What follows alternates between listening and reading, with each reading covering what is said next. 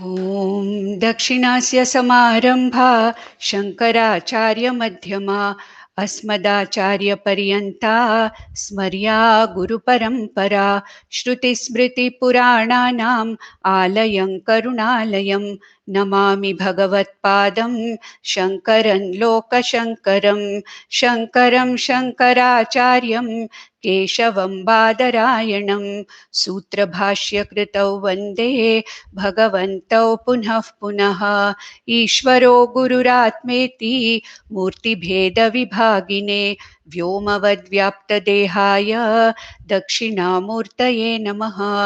परिज्ञानाश्रम श्रीगुरुशङ्कर परिज्ञानाश्रम शङ्कर सद्गुरु केशववामन कृष्ण पाण्डुरङ्ग आनन्द परिज्ञान गुरु सद्यो जात शङ्कर सद्गुरु गुरुर्ब्रह्मा गुरुर्विष्णु गुरुर्देवो महेश्वरः गुरुः साक्षात् परब्रह्म तस्मै श्रीगुरवे नमः। ॐ सहनाववतु सहनौ भुनक्तु सह वीर्यङ्करवावहै तेजस्विनावधीतमस्तु मा विद्विषावहै। ॐ शान्ति शान्ति शान्तिः।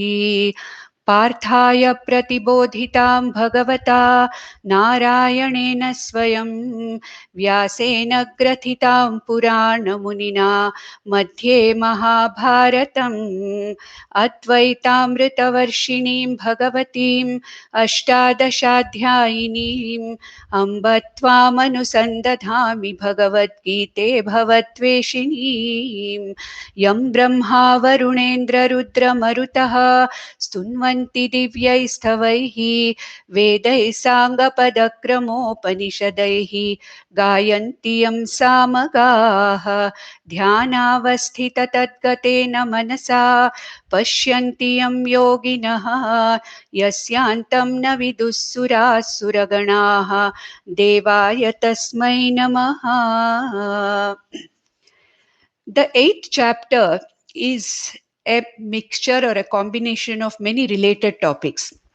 In this chapter, as I told you earlier, Lord Krishna wants to talk about Kramamukti, which is one of the very important topics which is dealt in the Upanishads. And being a Sangraha or being actually a Saram of all the Upanishads, Lord Krishna doesn't want to leave this out.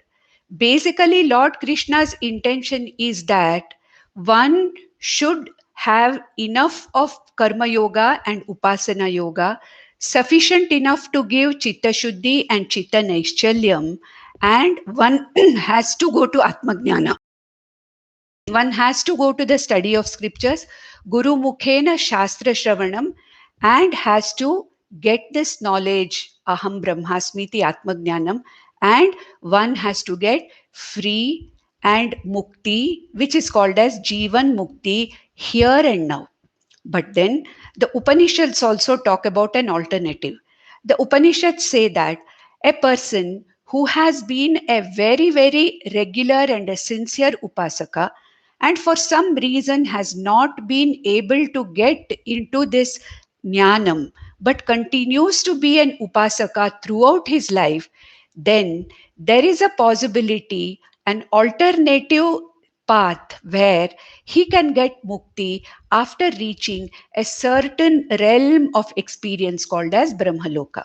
And a Upasaka has to be a yogi also. A yogi and an Upasaka at the time of death has to remember the Lord Ishvara, his Upasya Devata. At the same time, by his yoga bala, he has to get all the sense organs and the pranas together into the heart and direct it through the Sushumna Nadi and let the jiva travel out of this body through the Brahmarandra. Now, this is possible only for a yogi and an upasaka both together. All of us upasakas are not yogis. It may not be possible for everybody to do that. There are so many things that have to be done at the time of death that many times it is not possible. And also, this is a karma phala.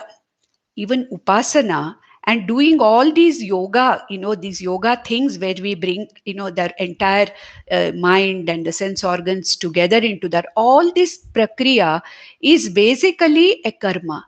And when the jiva leaves the body, how do we know that we have done the right thing and we have directed our jiva in the right direction? And where is the proof that we are going to go to Brahmaloka? And just going to Brahmaloka is not enough, because being in Brahmaloka, if I don't get this knowledge and if I don't get Krama Mukti means what? Mukti later, other than in this life, in time, okay? After some time, we get, this is what is called as Krama Mukti. Now, how do we know that we have done the right thing? We have gone through the right path. We have reached Brahmaloka. There is absolutely no definite thing except that we have got the Shraddha in Shastra. But that we have to do all these things to reach that Brahmaloka and then Kramamukti. So what Krishna wants to say here is, even if you reach Brahmaloka, you are not going to be mukta there. You have to get this knowledge there also, here also. And reaching that place is so difficult. It is much better you try for this knowledge here and now. Therefore, let your upasana may be strong enough and deep enough to actually make you fit for this knowledge, Atmajnanam, here and now. Because ultimately, why do we want mukti? Why do we want moksha? We want moksha so that in this life, here and now, the rest of my life, I live the life of a sthita prajna. That is the purpose of mukti. Why should you postpone mukti to going to Brahma Loka and then getting Krama Mukti? Therefore, Krishna said that all the lokas, including Brahmaloka, come back again and again. Brahmaloka is also samsara. You may stay there for millions of years, as I explained last time about the time scale in the higher lokas in Brahmaloka. But ultimately, if you don't succeed in getting moksha in Brahmaloka, you are very much likely to come back again into this Manusha Loka after millions and millions of those earth years. Therefore, you have not escaped from samsara. Therefore, Arjuna, may you be an upasaka, but let that upasana be sufficient enough for you to know this Aksharam Brahma, which was your first question.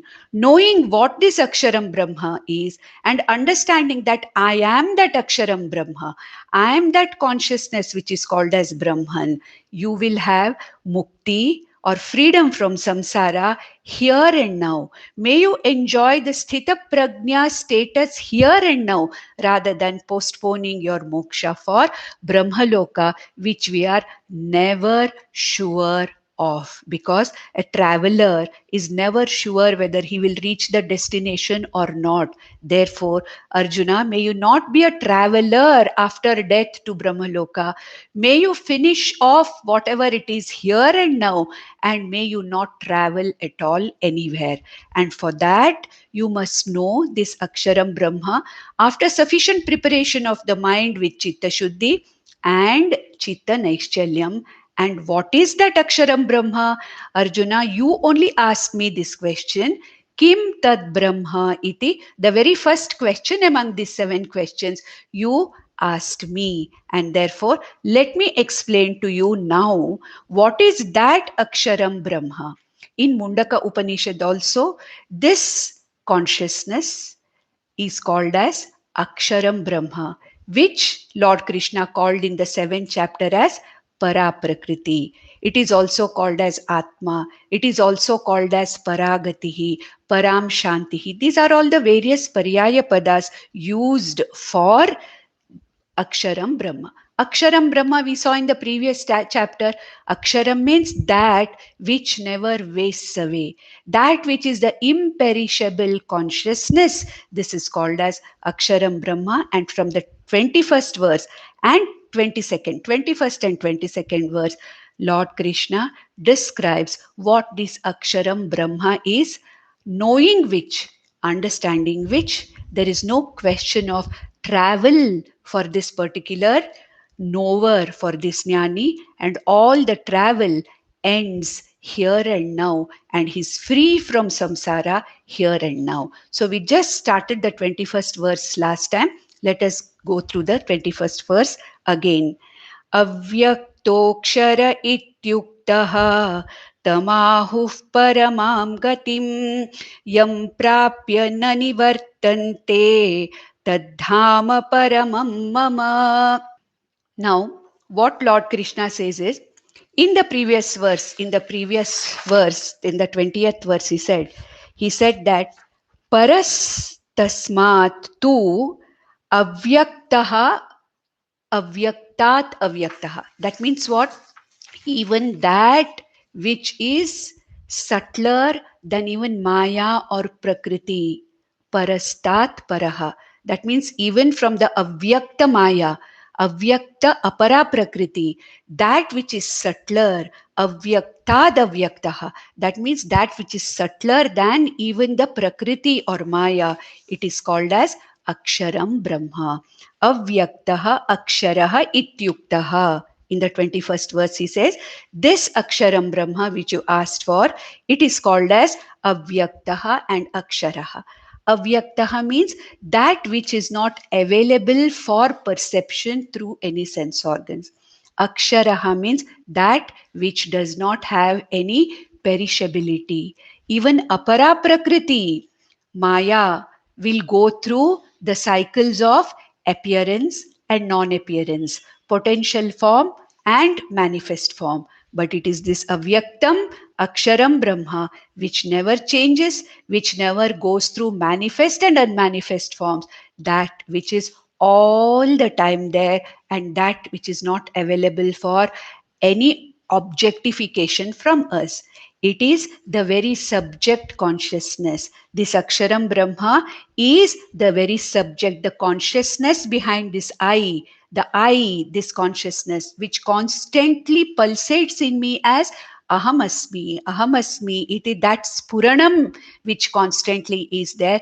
That is that Brahman, which is avyaktam as far as the sense organs are concerned, but it is constantly experienced by all of us as Ahamasmi, Ahamasmi, I am iti, and it is Aksharam, it is imperishable. It is called Brahma or Brahman, Tam Ahuhu Paramam Gatim. And people who know this, these jnanis who know this Param Brahma, they say it is the Paramam Gati. Paramam Gati means what? There is nothing beyond this. That is the finest, the subtlest, and beyond that, there is no atikramanam. You cannot go beyond that because that is very the subject consciousness. I, this Brahman is what is called as in Katopanishad, it is called as Purushat na kinchit anyat sakashta saparagatihi. It is called as sakashta saparagatihi paramam gatim. That means that is the highest that anybody can reach. That is the highest goal called as mukti or moksha. And Aksharam Brahman is the ultimate beyond which there is nothing. Why is it so? Yam prapya nanivartante.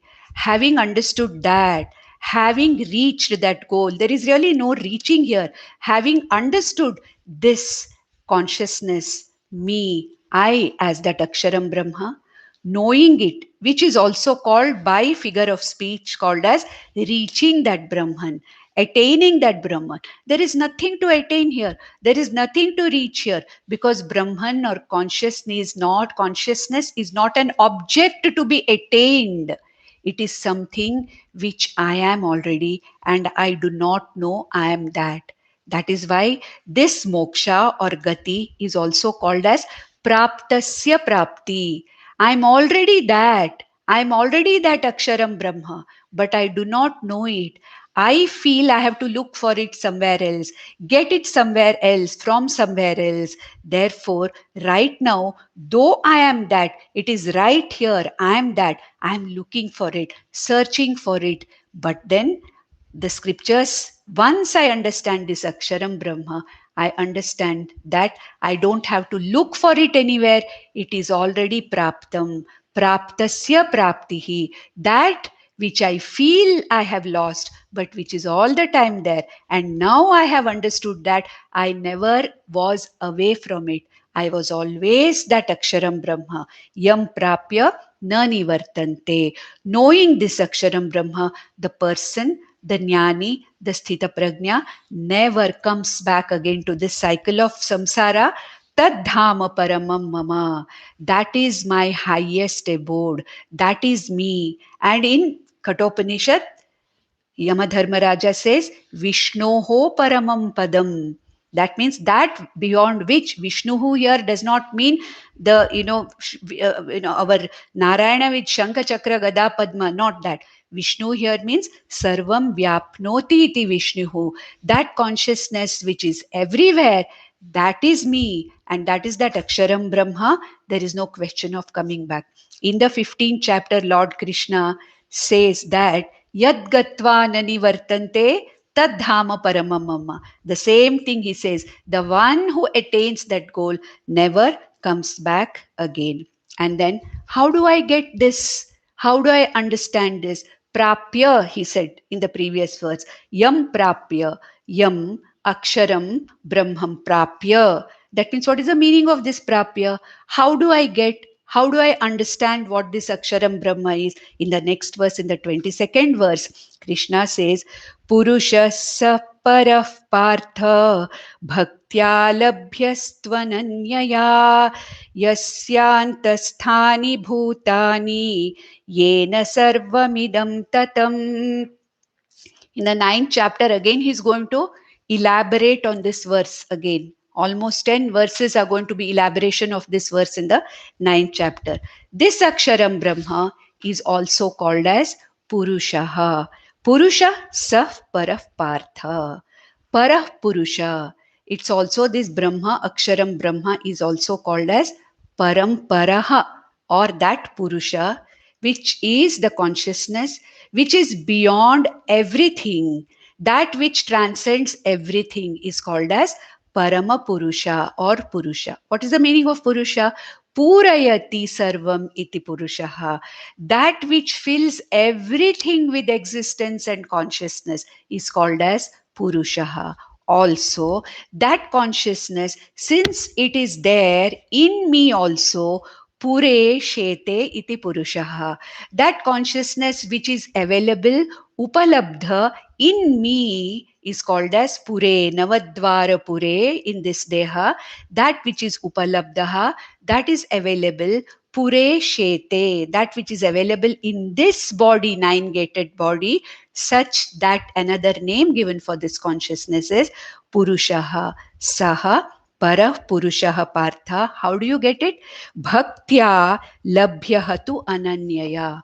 Ananyaya bhaktya labhyaha. That means when I'm committed to knowing this Brahman, committed to not knowing anything else, but committed to knowing this Brahman as what?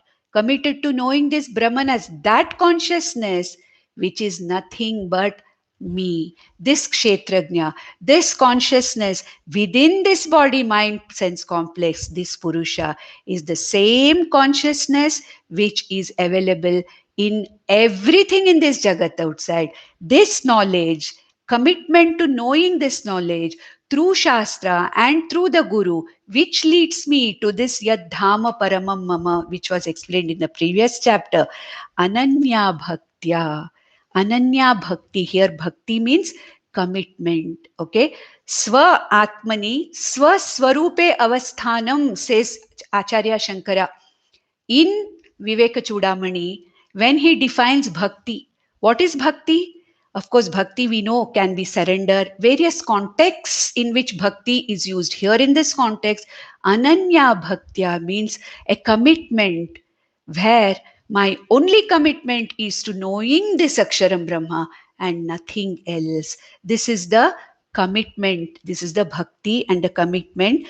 With this, it is Labhyaha. It is God. That with sufficient Chitta Shuddhi by Karma Yoga, with adequate Upasana by Upasana Yoga, instead of spending my time and energy in postponing my moksha, to going to Brahmaloka, which I'm not certain at all whether I'll be able to do that, why not be committed to knowing this Brahman, knowing this here and now in this life, because Shastra is available to me, Guru is available to me. That is why our Guru Parampara is all the time insisting on strengthen your Upasana, strengthen your Karma Yoga. Why?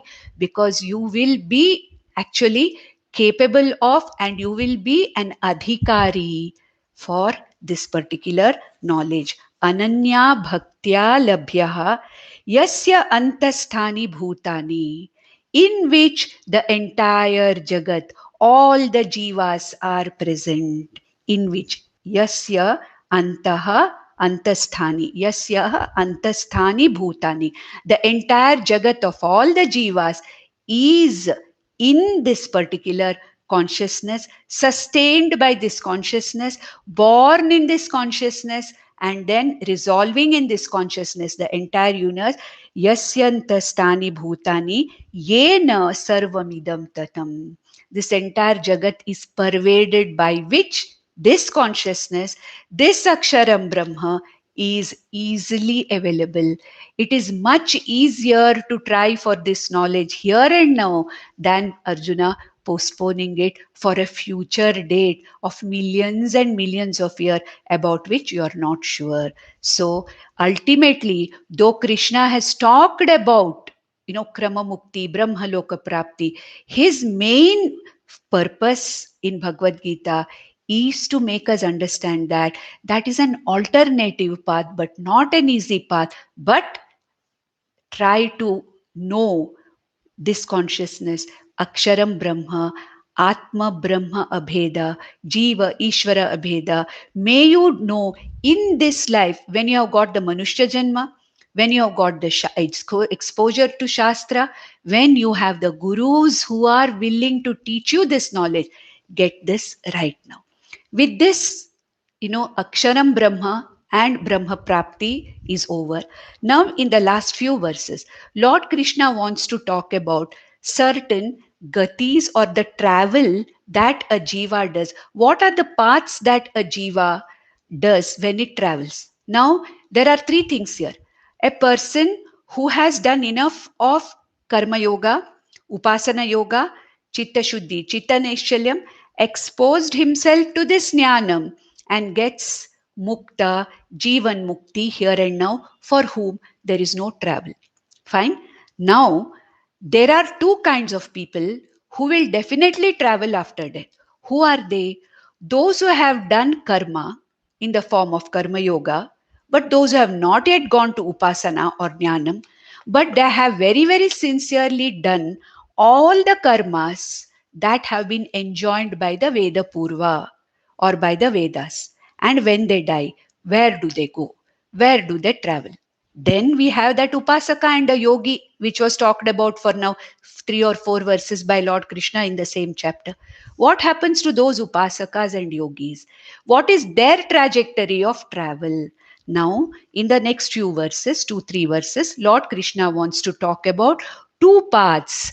One taken by a karmi or a karma yogi, and another path taken by an Upasaka or an Upasana yogi. Then, what are the names of these?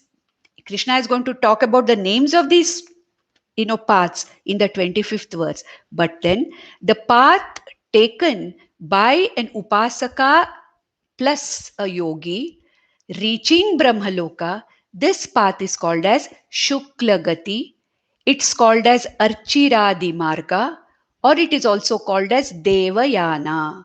These are very much detailed, discussed in Upanishads and also in Brahma Sutra. Therefore, Lord Krishna feels that it is necessary to mention them here. We don't have to go too much into details. Let us understand that an Upasaka reaches the Brahmaloka through a particular path called as Shuklagati or Devayana. Remember these two names. Even if you remember Shuklagati, that is enough.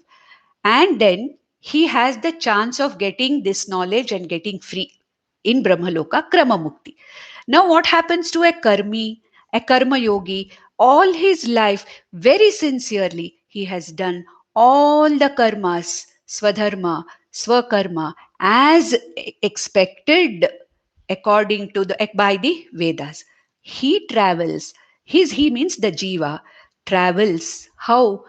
Travels through a path called as Krishna Gati or Pitrayana.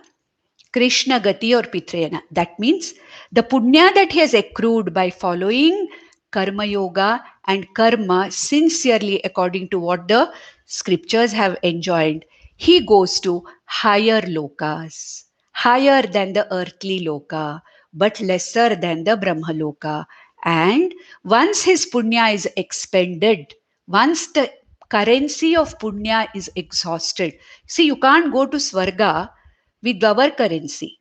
You need a different currency to go to higher lokas, and that is the currency of punya. Okay, and once he reaches that place, the higher loka, whichever loka it may be Pitru loka, it may be Gandharva loka, it may be Swarga loka, any loka higher than the earthly loka, that is Bhuloka, and lesser than the Brahma loka.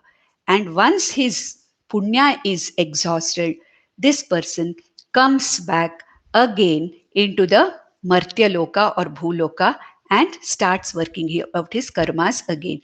Krishna wants to mention this in brief. So just we need to understand that the traveler who is a karmi travels by Krishna Gati. The traveler Jiva who is an upasaka and a yogi travels by Shukla Gati to Brahmaloka and has Krama Mukti. And Krishna's stress is on what?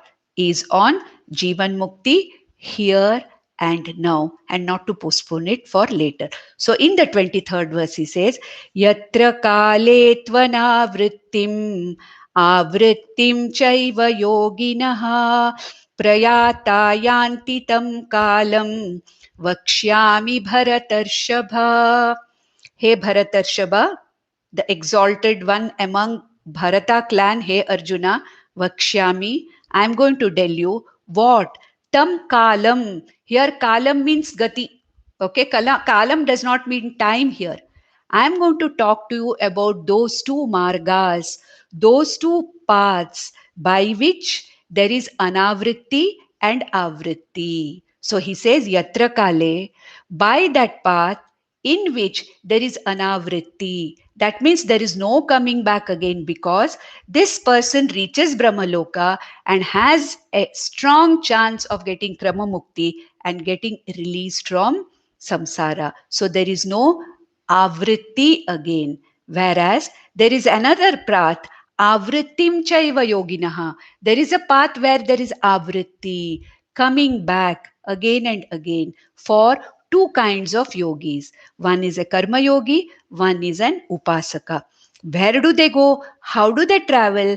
I am going to talk about those two paths here and now. This is what Krishna is giving an introduction to these two paths or gatis. Now, what he says in the 24th verse is, what is that path called as Shukla Gati?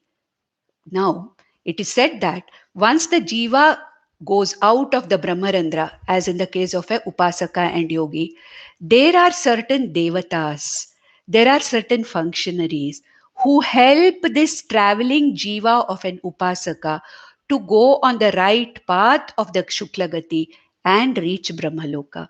So, what are those functionaries? What are those devatas who are helping this person to travel along the Shuklagati? That is what is going to be told by Krishna in the 24th verse. Agnir Jyotir Aha Shuklaha Shanmasa Uttarayanam Tatra Prayata Gachanti Brahma Brahma Vido Janaha. Now he says that the Shukla Gati, which is called as the bright path, is, studded with certain devatas or functionaries who help this yogi, upasaka, and a yogi to reach Brahmaloka. And who are those devatas? Agnir Devata, first word, Agnihi, Jyotihi, Jyotir Devata, Ahaha, daytime Devata, Shuklaha, Shukla Paksha Devata. Don't bother about these things, but just listen, because it's not good to know, because Krishna wants us to have an idea about these things. But then These are discussed very detailed in various other Upanishads also. In Brahma Sutra, at least in the 3rd chapter, by the end, it is discussed with great detail. Now he says, the Devata of Agni, Jyotihi Devata, Ahaha Devata, daytime Devata, Shukla Paksha, the bright half of the month, Shukla Paksha Devata, Shanmasa Uttarayanam, Uttarayana Devata. These are the 5 Devatas which are going to Tatra Prayata Gachanti. These 5 Devatas will help this sadhaka, this upasaka, to take the right path, what is called as the Shukla Gati. That is why, I mean, we have a particular feeling. Many people say that I should die in Uttarayana. If I die in Uttarayana, I will get moksha. If I die in Dakshinayana, I won't get. It is not like that. It does not depend upon the time. I will talk about it after we finish it. So the Shukla Gati is managed by these devatas, which help this particular, yatri or the prayata to actually follow that particular path. How do you know? How? Because it's what Krishna is telling, and whatever Lord Krishna says is absolutely based on the Shastra, on the Upanishads, and there is a detailed discussion of this in Brahma Sutra, where Bhagwan Vyasa Badarayana talks about it very clearly. Therefore, this is a pramana. But we are not interested in it, correct? We are more interested in Sadhyo Mukti, Jivan Mukti. But we should know what are the paths that a traveling Jiva takes. Now, next, that is what happens to a Karmi or a Karma Yogi who has followed the karmas very, very sincerely, as he has to do entire lifetime, but has not really bothered much about Upasana and not yet come to Jnana Yoga at all. And as I said, that jiva travels through what is called as Krishna Gati or Dhuma Marga or Pitra Marga. Okay, that is called as Devayana, Pitrayana. This is called as Pitrayana. Now, what are the Devatas, other functionaries or the guides who guide this prayata, who guide this traveler? In the 25th verse, he says, Dhumo Ratristatha Krishnaha Shanmasa Dakshinayanam Tatra Chandramasam Jyotihi Yogi Prapya Nivartate. So he says, this yogi reaches the Chandramasam Jyotihi, means he reaches the Svargaloka or higher loka, guided by whom? Dhumaha.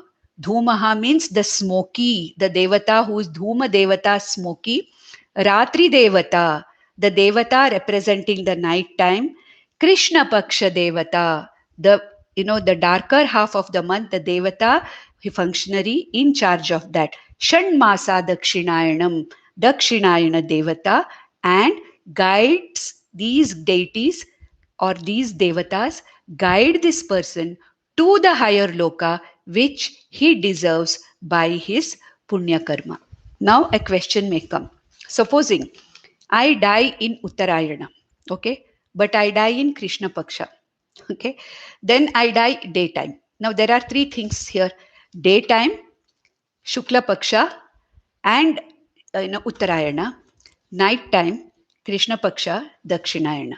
Now I can have any of the combination of these 3, correct? You can imagine the permutations, combinations. Does it mean that all of us or anybody, and even an upasaka, are all the 3 going to be there all the time? No. When even a yogi dies, even an upasaka dies, or even a karmi dies, it need not be that all the 3 are in order. There may be various permutations, combinations. Dakshinayana may be there, Shukla Paksha may be there, daytime may be there. Now 2 out of 3 are pointing towards the Brahmaloka. Does it mean that he'll go to Brahmaloka? It is not like that. These gatis are talked about as a general gati which an upasaka or a karmi takes depending upon how strong the upasana has been, how strong the karma has been.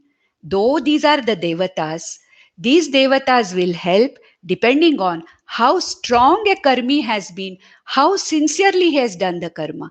Even if an upasaka yogi, a sincere upasaka, even if he dies in Dakshinayana, even in the night time, in the Krishna Paksha, he will go through the Shukla Gati only.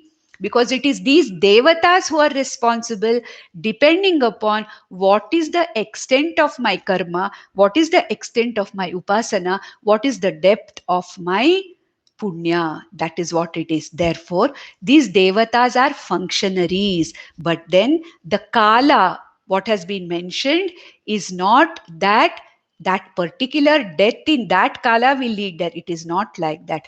Ultimately, it depends upon the jiva who has accumulated the punya of upasana or the punya of Veda Vihita karmas, which decides the path and not the time of death. Then in the 26th verse, Lord Krishna says that he names them now. Till now, he did not name them. I explained to you as the Krishna Shukla Gati and Krishna Gati, but in the next verse, he says that Shukla Krishne Gati Hyete Jagata Shashvate Mate Ekaya Yatyana Vrittim Anyaya Vartate Punaha. The same thing which we saw in the 23rd verse. He says, Shukla Krishne Gati Hyete. These two are the Gatis, Krishna Gati and Shukla Gati. Jagataha Shashvate Mate. These gatis have been there from the time of this particular kalpa, and they are shashvata till the end of this kalpa. Therefore, right from the beginning of this, there's really no beginning as such. From the manifestation of this kalpa, as I have told you in the last two classes, these gatis have also manifested, and at the time of pralaya, along with all the jivas and the karmas and the upasanas of the jivas, these gatis will also go into a potential form. Ekaya yati anavrittim. Shukla gati gives the upasaka a very strong possibility of getting this knowledge in Brahmaloka and taking Krama Mukti, by which he does not come back again. So, Ekaya Anavrittim Yati. By Shuklagati, there is no question of coming back. Anyaya Avartate. By Krishnagati, going to other higher lokas, once the punya is exhausted, this karma yogi or karmi comes back again into the lower lokas. And in the 27th verse, Lord Krishna says, Naite sriti partha janan yogi muhyati kaschana tasmat sarveshu kaleshu yoga yukto bhavarjuna. So, sriti, na yete sriti partha janan yogi muhyati kaschana. Hey Partha, knowing these sriti means path, gati. What was called as gati is also called as sriti. Yete, sriti, janan, knowing these two gatis, he Partha, yogi, na muhyati kaschana. Both the karma yogi and the upasana yogi, upasaka, they are no longer confused about the gatis. They know exactly, that probably this is where is my travel after death. They are no longer confused about anything. Therefore, tasmat sarveshu kaleshu. Therefore, Arjuna, yoga yukto bhava. That means what? Be a karma yogi, be an upasaka, deepen your upasana, strengthen your upasana, so that in the next verse, in the last verse, what does he say? Upasana, if you are strengthening, let it not be for the sake of reaching Brahmaloka, Arjuna. Strengthen your upasana, strengthen your karma, so that you become eligible for this Atmajnanam, Brahmajnanam here and now in this life itself. Because in the 9th chapter, I'm not going to talk about Krama Mukti. In the 7th chapter, I did not talk about Krama Mukti. And in all the further chapters also, I'm going to talk about Upasana as a preparation for this Jnanam. Upasana not as the end in itself. Therefore, hey Arjuna, may you not get confused with these gatis that, it all depends upon how deep your following of the karma has been, how deep has been your upasana. But do not limit yourself only to this in this life. Therefore, in the next verse, he says, Vedeshu yagneshu tapaschu chaiva daneshu yat punya phalam pradishtam अत्येति तत्सर्वमिदं विदित्वा योगी परं स्थानमुपैति चाद्यम् योगी आद्यम param sthanam upaiti. The last three words. This yogi, okay, who is this yogi? The upasana yogi may reach that ultimate, the Brahmaloka, and then from there he may get this ultimate knowledge, Aham Brahmasmi iti, which I could have got here only. I have got enough exposure to Shastra. Shastra Kripa is there, Guru Kripa is there, Ishvara Kripa is there, Atma Kripa is there. Let me please, Arjuna, work for it now so that your upasana, your karma gives you sufficient adhikaritvam, sufficient preparation to go to this knowledge, because that padam that you want to reach is the sum of all the other things you have followed in life. What are those? Vedeshu, Yagneshu, Tapaschu Chaiva. Those who have studied the Vedas extensively, that phalam is included in moksha. Yagneshu, those who have done yajnas, all the yajnas prescribed by the Vedas for that particular ashrama and varna, all his life, whatever phala that can give is also included in the moksha phala. Tapaschu chaiva. All the phalam of tapas of all kinds ultimately is included in this moksha phala. Daneshu, all that dana you have done, all that sharing you have done, all the ishta karmas and purta karmas that you have done, yat punya phalam pradishtam. All the punya that you can get from any of these things, at the most, they may take you maximum to Brahmaloka. But then, Atyeti Sarvamidam Viditva, that goal, that particular destination, which includes all this and goes much beyond all these punya phalas that accrue out of all these things, from which there is no coming back again, which is called as Jivan Mukti or Moksha. Arjuna, may you be an upasaka to make yourself eligible for this knowledge. And Arjuna, I am going to talk about this knowledge in the 9th chapter in detail.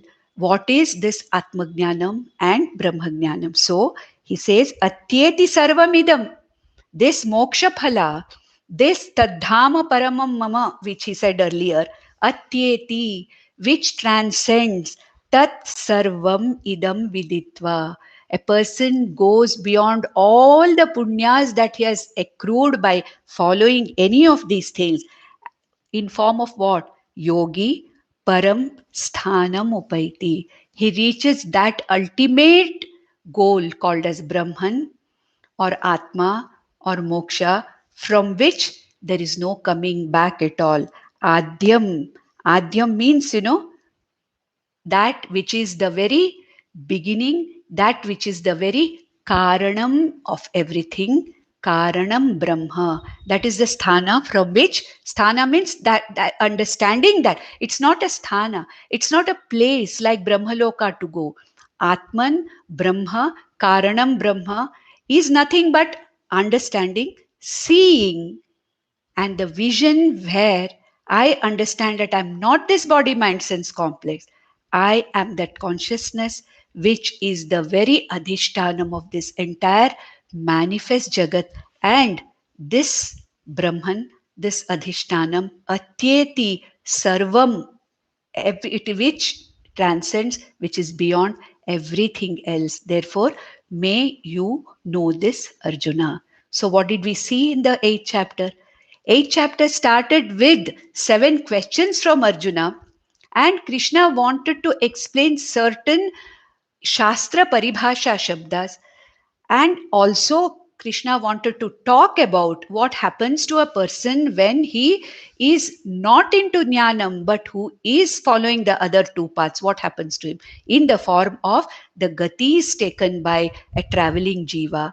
And at the same time, he wants to contrast it, saying that the ultimate thing is to know this Brahman as Aham iti, this knowledge to be known and got here and now, which is moksha. So, this chapter is a kind of a potpourri, it's like something where many of the concepts that are discussed in the Vedas are brought in, because Lord Krishna doesn't want to leave anything behind. So now what we'll do, we'll conclude this and I'll give you an introduction to the next chapter, also to the 9th chapter. So, iti Om Tat Sat iti Srimad Bhagavad Gitasu Upanishatsu Brahma Vidyayam Yoga Shastre Shri Krishna Arjuna Samvade Akshara Brahma Yogo Nama Ashtamodhyayah.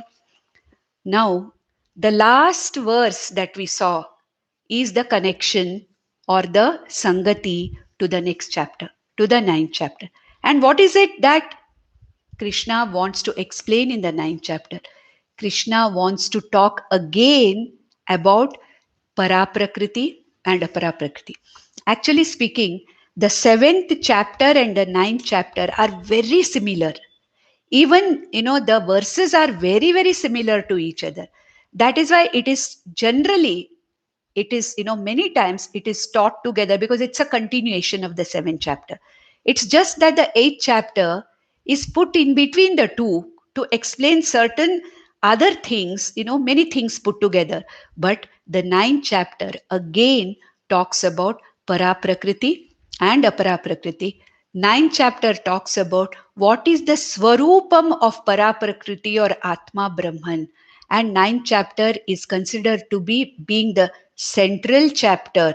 It is considered to be the central or the core teaching of the entire Bhagavad Gita is found in the 9th chapter, where Brahma Swarupam is being talked about. What is that Aksharam Brahma? What is that Param Brahma? That is being talked about. And Lord Krishna wants to introduce this to Arjuna, because here, see, Arjuna Uvacha is not there in the 9th chapter. Arjuna has not asked any questions, but Krishna wants to give this knowledge to Arjuna, because it is said that this knowledge has to be given, this knowledge of Atmajnana has to be given to a person who deserves it. A deserving adhikari has to be given this knowledge. At the same time, as Lord Krishna will only tell later, an undeserving adhikari should not be given this knowledge. That is why in the earlier days, in the Vedic period, and even, if maybe a few decades earlier, this knowledge was not given out openly like this, because one possibility is that this knowledge may be misunderstood and it may be spread in a misunderstood way. Anyatha grahanam. If you don't understand it, it's very good. At least you won't confuse the others. But if I'm not well prepared, if I'm not a patra for this knowledge, if I'm an apatra, that means I'm not yet ready for this knowledge, and I learn something, I develop some kind of a scholarship in this without understanding what it is. I try to, propagate it, and I may propagate a very, very wrong kind of a thing without understanding. Therefore, this knowledge was called as a secret knowledge. When do we say something is secret? Secret is when it is available freely, but nobody is interested in it. Then also it remains a secret. That's why Krishna said in the 7th chapter, Manushyanam sahasreshu kaschid yatati siddhaye. Teshamapi siddhanam, because very few know me. What he says is that in thousands of people, though this knowledge is available, this knowledge is about myself, I, who am experiencing aham iti constantly. This knowledge is about me. This is available easily. Nobody is interested. So this has remained a secret. Okay? It is an ascharya. That's why he said in the second chapter, ascharyavat pashyati kaschid, ascharyavat shrunoti. Okay? Ascharyavat, the vakta, or the teacher is giving it. Even then, even if it is given, even it is shouted from the rooftops, very few takers. Therefore, it has remained a secret knowledge, though it is open. Secondly, that which is not understood by people at all, because it is not something, this knowledge is not something like any other knowledge where it is available for for available for perception. This is something, the knowledge of a vastu, which is not perceptible at all. Therefore, this is a secret knowledge. That's why it is called as, this chapter is called as Raja Vidya, Raja Guhya Yoga. Raja Vidya means what? Vidyanam Raja. Vidyanam Raja means what? Among all the streams of knowledge, this is the highest knowledge, most exalted. Why? Because this knowledge is the ultimate knowledge which frees a jiva from bandha. Any other knowledge only binds me more. Jnanam bandha, it said. What kind of jnanam? Aparavidya. So many things are to be known. The more you know, the more there is to be known. Whether it is mathematics or music or dance or whatever the Laukika Vidya, the more there is, I know, the more there is to know. There is no end at all. And it is not a transforming Vidya. It only makes me a scholar. It binds me more with Mada, with Garva, with Manitvam, with Dambhitvam. Whereas this is the only knowledge, Atmajnanam. It is the final Parakashta, Paragati. There is nothing to be known after knowing this. Okay. Aksharam Brahma, that is Viditva, okay, there is nothing else to be known. Everything that has to be known is known by this. So this is the ultimate knowledge. This is a transforming knowledge which transforms me from a samsari to a mukta purusha. Mukta, I'm already mukta. It transforms me from my idea that I'm a samsari to seeing myself with a clear vision of what I really am. Therefore, it is called as Vidyanam Raja, Raja Vidya. Raja Guhyam, because Guhyanam Raja, the most secret, because even if it is taught, it is not understood. Even if it is available, nobody wants it, because it is not going to give me any kind of material benefit. And the benefit it gives me in the form of transforming me from a samsari to, a siddha or a mukta purusha, people do not understand it. What is there? What does it? Okay, Brahmasmi. What is the purpose of knowing this? Will my situation change? Will my family members change? Will I earn better? Will I get more success? No, this knowledge is not meant. All the other knowledge is meant for what? That which comes and goes, polar opposites. It gives me today some kind of, status. Tomorrow, I may fall from that. Whereas this is the knowledge which completely, totally frees me and changes my entire vision towards myself and towards the Jagat. Therefore, this is Guhyanam Raja, Vidyanam Raja, and therefore it will always remain a secret. And Arjuna, I want to give this knowledge to you because you deserve it. And in the first verse, he says, you deserve it because you are anasuyaha. I'm going to take that next class. You are a non-critical person, a person who trusts, a person who has got Shraddha. And I'm going to give it to you because you may not yet be a Uttamadhikari. Maybe you karma yoga, still you have to do upasana, still you have to do, but still you deserve this knowledge. You are a patra for this knowledge. Therefore, हे अर्जुना, इदं तु ते गुह्यतमं प्रवक्ष्यामनसूयवे, ज्ञानं विज्ञानसहितं यज्ञात्वा मोक्ष्यसे शुभात्। नन्दन्तु साधका सर्वे, विनश्यन्तु विदूषकाः, अवस्थाशाम्भवी मेस्तु प्रसन्नोऽस्तु गुरुः सदा। सर्वे भवन्तु सुखिनः, सर्वे सन्तु निरामयाः, सर्वे भद्राणि पश्यन्तु, मा कश्चित् दुःखमाप्नुयात्। ॐ शान्ति शान्ति शान्तिः। ॐ नमो भगवते वासुदेवाय।